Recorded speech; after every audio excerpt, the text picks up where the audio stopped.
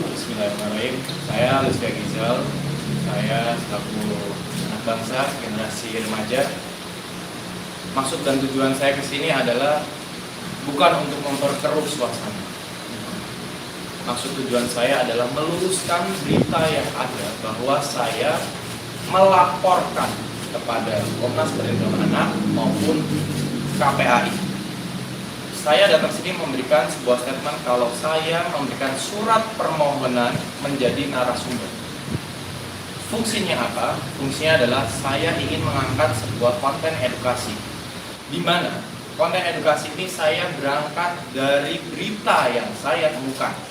Saya percaya berita ini tidak asal orang menaikkan, karena di selalu perusahaan pasti ada redaksionalnya dan ada produsernya.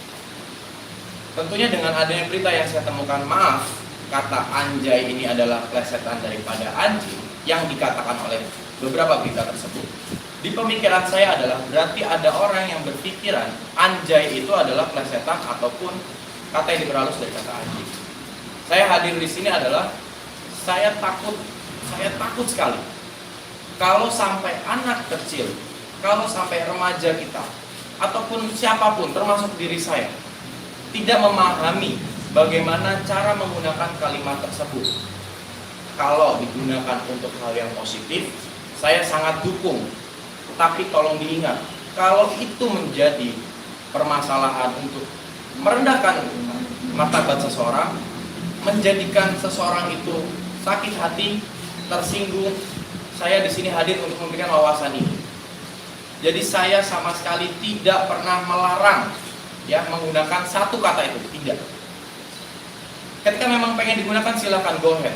Tapi please, saya mohon ajari sesuatu hal yang baik. Gunakan kalimat kata itu menjadi kalimat-kalimat yang positif dan jangan jadikan kalimat negatif. Karena apa? Saya menemukan di depan mata kepala saya sendiri ada anak kecil usia 5 sampai 8 tahun, Pak. Maaf, Pak. Saya selalu emosi, Pak, kalau dengan kata itu karena saya nggak sendiri depan mata saya, Pak. Usia 5 sampai 8 tahun lagi belajar naik sepeda. Ketika dia jatuh, temannya bilang begini, hahaha, syukurin kamu jatuh anjay. Itu dia dilakukan di saat orang tuanya lagi melengkap. Saya yakin anak kecil ini tidak tahu artinya apa. Saya mengajak seluruh rakyat Indonesia, kita bantu usaha guru-guru kita, guru, dosen, pahlawan pada jasa, semuanya, pemuka agama, apapun itu, semua mengajarkan suatu hal yang baik. Karena tanggung jawab itu adalah tanggung jawab kita semua, bukan hanya orang tua di rumah. Karena ingat, kita tidak bisa mengawasi siapapun anak kita kalau bukan cuma kita sendiri di keluarga, tapi juga faktor lingkungan kita harus jaga. Itu aja tujuan saya. Dan sama sekali saya tidak pernah melaporkan, siapapun anak itu untuk berdasarkan hukum. Tapi saya menjadikan itu sebuah fenomena untuk saya tanyakan kepada Komnas Perlindungan Anak yang memang, maaf, fokus dan bidangnya di bidang perlindungan anak. Sebenarnya ketika hal ini terjadi, konsultasi saya dengan Pak Aris, kita bisa share. Insya Allah masyarakat di luar akan menerima dengan tujuan ini memberikan sebuah wawasan dan edukasi supaya tidak ada orang yang terpidana, tidak ada orang yang tersakiti, tidak ada orang yang dilaporkan dari segi hukum karena masalah sepele dengan satu kata yang bisa dirangkai untuk menyakiti seseorang. Saya mohon, influencer, public figure, artis, termasuk saya sendiri saat ini sedang dilihat. Ketika kita dilihat seseorang, maka kita punya power of social media. Bagaimana kalau kita sama-sama mengajarkan suatu hal yang positif, memberikan suatu edukasi yang positif, supaya apa? Supaya masyarakat semua ini bisa berpikir, kita harus bersikap seperti apa. Itu saja tujuan saya. Dan saya mohon influencer siapapun itu, janganlah malah kita mengajarkan maaf, main game sambil ngomong tit reaction ataupun ngomong tit. Kalau bukan kita yang jaga, siapa lagi? Kalau memang generasi kita sudah terbiasa dengan hal yang buruk, hal yang aneh, hal yang kurang diterima oleh sesuatu hal, jangan kita ajarkan juga ke generasi kita selanjutnya. Itu aja sih Pak. Itu bentuk kepedulian saya sebagai masyarakat Indonesia. Di dompet saya masih ada KTP Indonesia. Maka dari itu kebebasan berpendapat itu adalah hak segala bangsa. Dan tujuan saya adalah ketika memang pendapat kalian berbeda dengan pendapat saya tidak masalah. Saya tidak sakit hati, saya tidak apa-apa. Yang penting kita harusnya tidak menjadi perpecahan. Ya. Saya selalu bilang sama teman-teman saya yang berbeda pendapat, boleh kita berbeda pendapat di sosial media, tapi saya tidak pernah menganggap kalian adalah musuh. Ketika saya bertemu dengan kalian, dengan teman-teman saya yang berbeda pendapat, saya merangkul mereka. Saya tunjukkan kalau memang kita tidak ada masalah. Yang saya takutkan adalah ketika saya melakukan seperti ini, akhirnya Pak, Instagram saya di take down, di report sama banyak orang. Saya takut aja nanti tidak ada generasi ataupun anak remaja yang bersifat kritis, merugikan sebuah edukasi, bertujuan positif. Mereka takut Pak, mereka trauma karena melihat kondisi saya seperti ini. Karena 150 juta orang mengejar saya Pak. Jujur, saya merasa memberikan sebuah konten edukasi, tujuannya adalah memberikan wawasan, dan saya sudah minta maaf ketika itu salah. Saya sudah berikat baik dan menyampaikan seluruhnya, namun diterima masyarakat beda. Saya minta maaf, tapi saya sangat menyayangkan kenapa kalian malah mereport Instagram saya, dimana jujur aja saya merasa dirugikan. Hak saya menjadi anak bangsa bersosial media jadi terhalang. Ya, tapi saya terima kalau itu adalah rasa kesalahan saya, kesalahan kalian pada saya terima. Saya mohon kalian juga bisa menjadi netizen yang lebih smart, tidak buta dengan idola, memikirkan suatu hal dengan positif, karena yang saya lakukan, maaf, tidak merugikan kalian sama sekali. Kenapa kalian merugikan saya? Dan bukan saya juga yang dirugikan, masih ada orang-orang di belakang saya.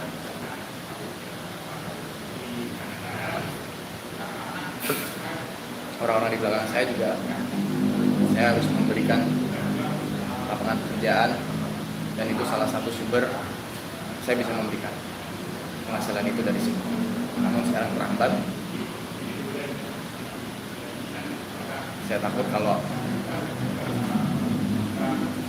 banyak remaja yang pengen menemukan pendapat, memberikan suatu hal yang positif malah dihalang-halangi. Malah saya takut ada remaja yang malah sengaja merusak generasi bangsa dengan bicara kasar, bicara kotor, ataupun yang lain malah disanjung dan tidak di-report. Ayolah kita menjadi netizen yang tahu mana sisi sosial media, mana sisi kehidupannya. Kita harus tahu jalur abu-abunya untuk membedakan di saat mana kita harus bersikap sosial media, di saat mana kita harus bersikap media. Terima kasih. Merasa Mbak Didi itu nggak sih dengan kondisi yang sekarang? Karena justru semakin lo banyak ngomong, semakin banyak akun-akun artis ya yang menggunakan kata anjay di Instagram mereka seperti meledek. Jujur saya tidak merasa diledek, jadi saya sikapi dengan baik. Karena memang mungkin ya edukasi itu bisa menjadikan sebuah penambahan wawasan. Orang yang nggak tahu jadi tahu, orang yang tahu jadi mengerti. Orang yang mengerti jadi memutuskan untuk bersikap lebih baik. Itu tujuannya. Ketika memang edukasi tidak diterima dengan baik, ingat kita bisa menyikapinya dengan baik. Itu aja. Ada usaha untuk ngembaliin akun itu, Instagram itu seperti apa? Of course. Jadi saya berusaha mengikuti step yang di sosial media yang diinstruksikan sama Instagram. Tapi katanya yang bisa ambil tindakan adalah Instagram region terdekat itu Singapura atau dari Amerika langsung. Katanya ya, maaf kalau salah koreksi. Jadi masih lama kira-kira prosesnya gitu ya? Saya belum tahu juga mas, saya belum pernah perdana hilang Instagram saya juga. Ada kerugian berapa sih yang yang dialami ketika Instagram itu hilang? Kerugiannya sampai berapa sih? Of course saya harus mengembalikan seluruh. Jadi begini, Instagram saya di saat traffic itu sangat banyak, sempat mencapai 150 juta impression terakhir itu sebelum saya ke take down. Saya membuka kesempatan bagi seluruh UMKM, seluruh pengusaha online ataupun perusahaan yang ingin menggunakan traffic sebanyak itu berpromosi, itu mas saya membuka Saya membuka dengan harga yang sangat-sangat membantu. Kalau bisa di-compare sama yang lain, jauh sekali. Ketika ini tidak ada, ya otomatis yang sudah masuk, yang sudah saya terima, saya harus mengembalikan yang belum selesai. Dan yang di hari itu juga saya mengembalikan. Lutfi, kabarnya dengan polemik ini hubungan sama Devano agak seperti apa? Oke. Saya sendiri tidak menganggap hubungan dengan yang Mas tadi sebut, Devano ataupun siapapun, itu menjadi sebuah permasalahan. Karena saya menyikapinya kebebasan pendapat itu adalah hak semua. Gitu. Jadi saya berharap juga kalian ini semuanya, rekan-rekan media, netizen, masyarakat Indonesia, tolong bedakan. Ketika itu case di saya, kenapa kalian bawa-bawa orang di sekitar saya, orang kekasih saya, ataupun kalian membawa-bawa ini ke keluarga saya? Bawalah ini semua ke saya, karena saya yang bertanggung jawab, saya yang melakukan. Itu janganlah kita impactnya kemana-mana. Tentunya semua orang juga tidak akan merasa nyaman kalau saya nggak ngelakuin apa-apa kok dibawa-bawa ke sini. Sebenarnya kalian sendiri juga yang jangan bawa-bawa mereka lah gitu. Ada pengaruh nggak sih sejauh ini? Sejauh ini saya hubungannya Hubungan baik-baik kalian? aja, baik-baik aja. Saya masih di saya masih pakai background dia. Di home screen saya juga saya masih kontak. Cuman saya sama kekasih saya sedang meredam ini semuanya. Saya mohon kalian bisa bersikap jauh lebih baik lah dari sini. Boleh kalian kecewa dengan saya, tapi please banget, jangan bawa-bawa ini ke orang yang lain. Terima kasih. Saya kontakkan sama Rafa, apa? Setiap hari masih ada Pak. Apa yang bicarakan, apakah emang surat soal ini juga atau gitu? Oh, hanya sekedar bicara untuk gimana kabarnya, baik-baik aja. Ada support dari Salsa mungkin soal Support dari Salsa adalah lakukan yang terbaik kalau memang itu baik buat kamu. Tapi untuk saat ini kita lebih baik meredam semuanya supaya saya dengan keluarganya beliau, dengan keluarga saya tidak terbawa-bawa, biar fokus yang saya saja. Terima kasih. untuk dia sendiri tetap apa udah komunikasi atau enggak? Jangan di Devano ya?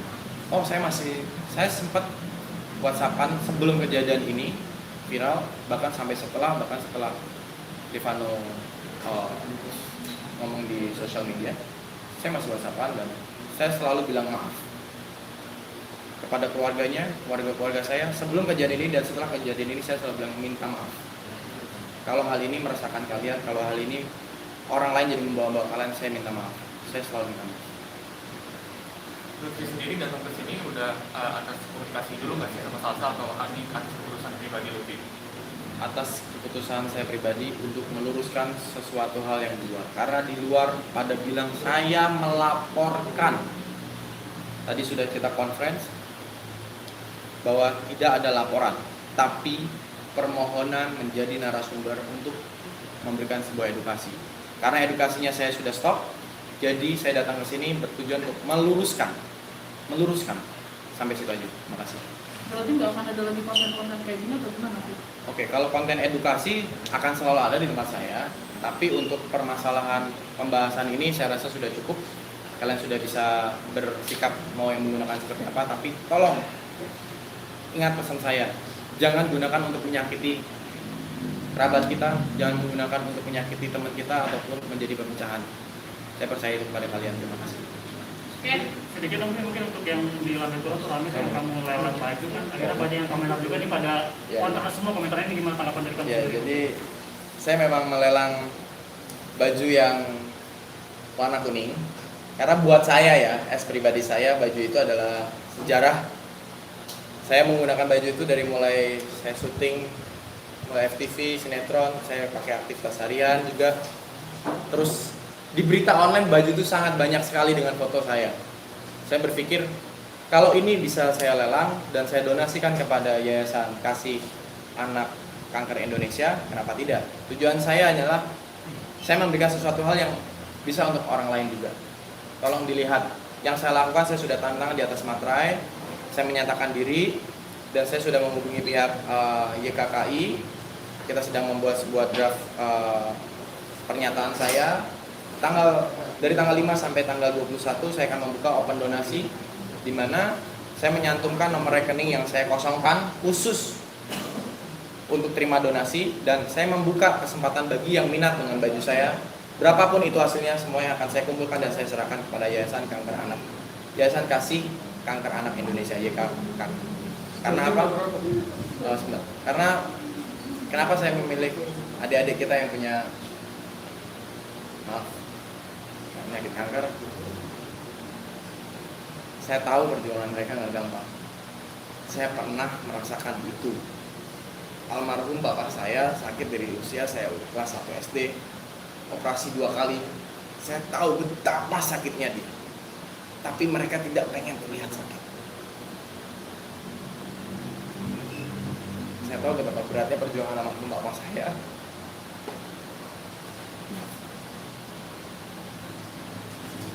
Saya tahu betapa berjuangnya adik-adik kita di sana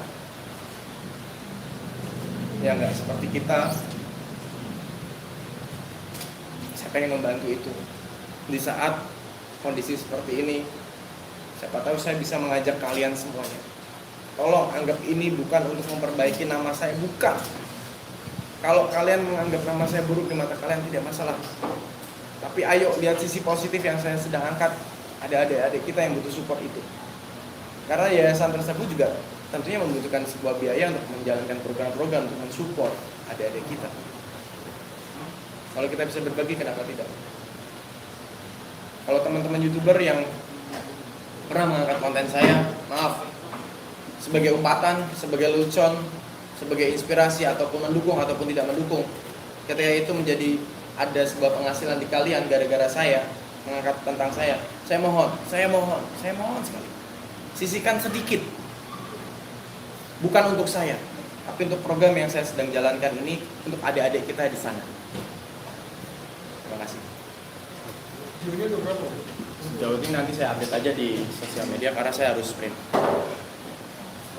Terima kasih semuanya. Assalamualaikum warahmatullahi wabarakatuh. Aduh Allah.